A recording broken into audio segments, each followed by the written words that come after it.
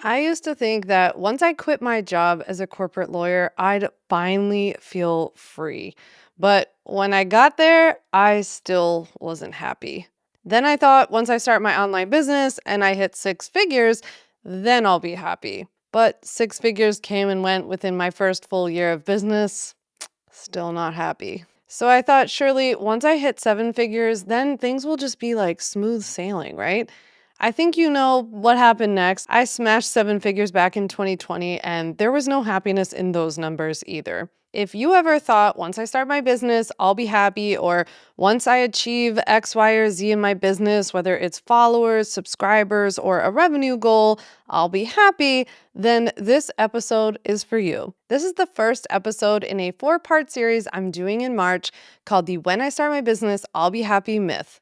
Over the next 4 weeks, we're going to talk about the happy trap, there's only one way to build a business lie, the I just need more followers myth, and the hustle equals success lie. I'm Vander and the author of the new book, When I Start My Business, I'll Be Happy, a practical, no BS guide to successful online entrepreneurship.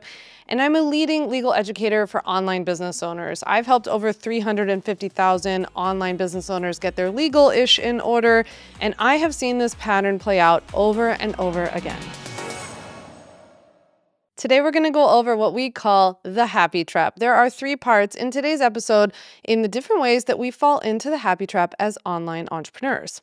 Myth number one, people think that when the success happens, then they will be happy. In other words, the success will make me happy trap. So it's easy to fall into this happy trap because there is so much BS in the online business industry. I mean, pretty much as soon as you sign on to social media, you're hit with all kinds of things from all kinds of coaches full of baloney who actually haven't done this stuff themselves or don't really understand the mechanism of why certain things work in businesses or not.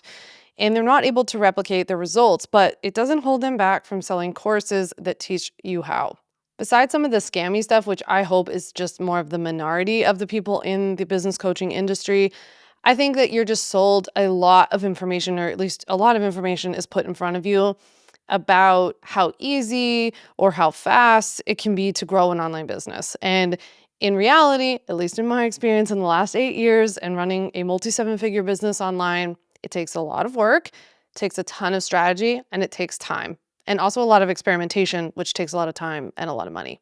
But we're sold this idea that if we just achieve X, like achieve a certain number of followers, get a certain number of people on our email list, or have a certain number of subscribers, that will get us closer to our happiness goals. So we keep putting our happiness in not only these like outside achievements, but also in external things. But here's what happens. Then you get what you thought you wanted. And if you even stop to celebrate, which is a big if, because if you're anything like me, a lot of us just don't stop and ever notice how far we've come or really, really, truly take the time to celebrate wins, no matter how big or small. Then what happens is that we feel it for like a second and then it's over. So even if you do stop to celebrate it, you're just like, yay, okay, wait, but that should probably be bigger. That should be better. Like I should keep going, right? Nothing is ever, it just never feels like it's enough. All you're really doing is moving the little business carrot like a little bit further and be like, did I say six figures? I meant six figures a month. Or like, did I say I wanted a podcast with 2,000 downloads? Now I want 10. When I started my podcast, for example, On Your Terms, I said that my big goal was to get to 5,000 downloads per month. I worked and I produced hundreds of episodes and I finally got there. I got to the 5,000 a month. And what do you know? Not only did I not celebrate it, but I felt like that wasn't anything to write home about. Maybe it's because you get more involved in something and like the more I produced podcast episodes, the more I saw, other people in the podcasting world doing quote unquote better or growing faster than I was. And all that did was make me think I actually didn't achieve anything. So like my 5,000, download goal was just immediately out the window. I didn't recognize at all how much hard work or consistency it took to even get to that 5K, or how much the podcast resonated with all of the people who did listen to it, and that I didn't need 10,000 people necessarily. Of course, I want, something to grow, or I wanted to get into the right hands of people who really need it and who will benefit from it. But at the same time, there were so many people who were, and I wasn't appreciating it. You'll have to DM me and let me know whether you've ever felt this way. Like, you've set a goal only to reach it and then realize it didn't really scratch that itch. So tell me in my DMs on Instagram at Sam Vanderwielen if you can relate. I want to hear from you. Myth number 2 and part 2 of the happy trap is that success will fix your life. But the truth is, success alone won't fix your life, and it's not going to make everything go away. We have to get clear on what we really want because we think we want all these external achievements, but I think in reality, that's not the case. We don't actually want all these followers or that thing from Amazon that you had overnighted or that Jenny Kane sweater that looks like deliciously comfortable. We want what we think those things give us, like freedom, security, confidence, a chill vibe, a chill beachy vibe, right? We want to be chill and we want to be perceived as chill, but we think that the sweater is the thing that makes us chill. In reality, people, actual chill people, just wear whatever they want and they just look chill doing it. So when we don't do the inner work first and get clear on what we really want, we build a business that looks great on paper, but it's one that leaves us feeling a little bit more like a trap. Sometimes we can feel boxed in by our own businesses. You might even be working more now than you did in your 9 to 5, or maybe you're more stressed, or your business just isn't bringing you the fulfillment that you thought that it would. And that leads us to part 3, all about what actually leads to happiness in business or as a business owner. So here's the shift that changes everything, or at least it did for me. Happiness will not come from your business or that overly priced sweater. It's not your business's job to make you happy. This was like the most revolutionary thought for me. Maybe it's just me. But when I stopped looking to my business to be the thing to like provide me with happiness, I got a lot happier. And in fact, I realized that when I was a corporate lawyer, that's exactly what I did. I looked to my job to make me happy. Looking back at it, I'm like, maybe I could have stuck it out, technically speaking. I mean, I'm really glad I didn't, but maybe I could have if I would have realized then what I know now, which is that it wasn't my job's job to make me happy. The truth is, as somebody who has been through a heck of a lot, especially in the last couple of years, losing my parents, having brain surgery, I feel like happiness comes and goes. Like this idea that you're supposed to be happy or that happiness is available to you at all times is just not true. And that could be part of the happy trap as well. It's keeping you in a place of feeling like you're supposed to be happy all the time. So if you have non-happy moments, there's something wrong with you, when in reality, you're probably just a human that's living life.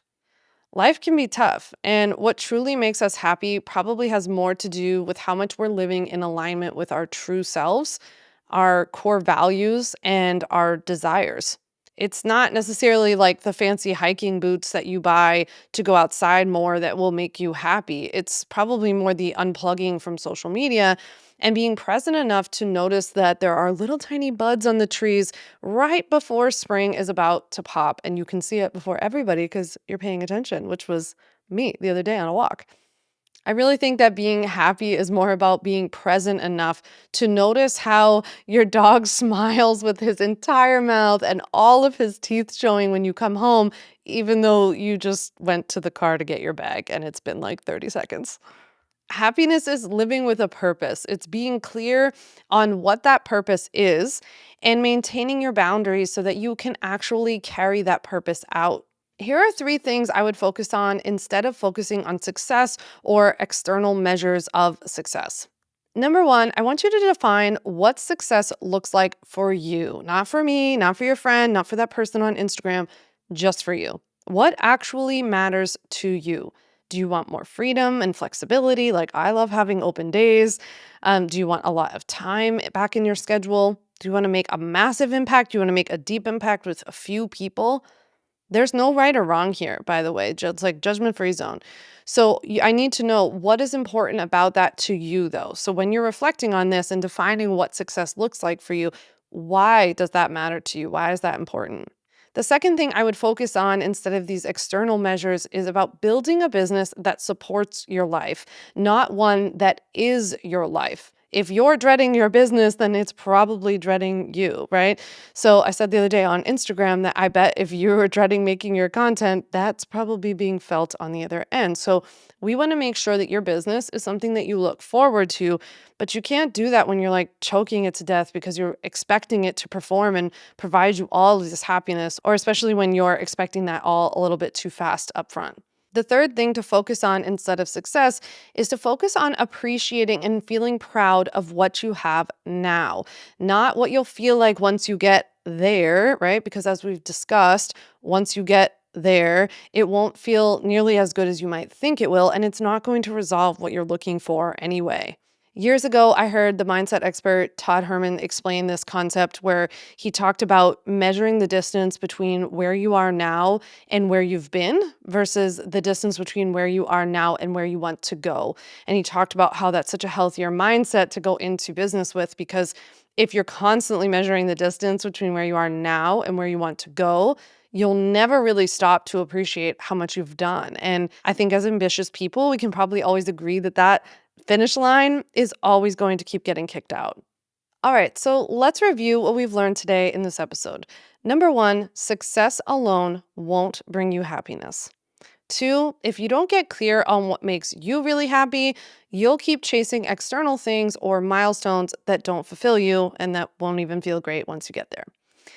Number 3, appreciate where you are and how far you've come. Don't only focus on how much you have left to go in your journey. If this episode resonated, please be sure to subscribe to On Your Terms so you'll be able to hear all my future episodes and share it with a friend who needs to hear this. If you haven't yet, pre-order my book, When I Start My Business, I'll Be Happy. It comes out April 15th. It's packed with everything I've learned about building a multi-7-figure business that doesn't bring me happiness, but lets me live a life that does. I share all my email list building secrets and how I've sold over $8 million in just one product alone in the last 5 years. Click the link in the description to order now. Next week, I'll be back with part 2 of this 4-part series. We'll be breaking down one of the biggest lies in the online business world, the idea that there's only one right way to build a business. Spoiler alert, there is not. So I'll see you next week.